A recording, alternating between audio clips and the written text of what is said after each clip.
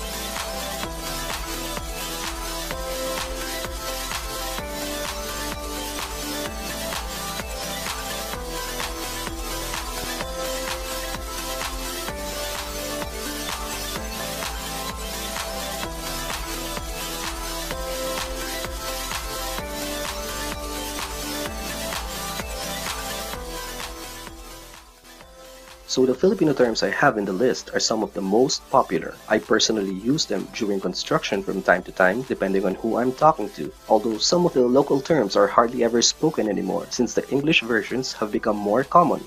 Vernacular terms may also vary from one region to another as the Philippines has so many dialects. Do you know more? Comment down below if you do know any other local construction terms not included in this video. I will also put links in the description for the other parts of this video series on Filipino construction terminology. If you're new to the channel and want to learn more about the things that I do or about the things that I share, click the subscribe button and the notification bell down below to receive updates when I post newer videos. Again, this is Raison John. Thanks for watching, and let's all continue learning.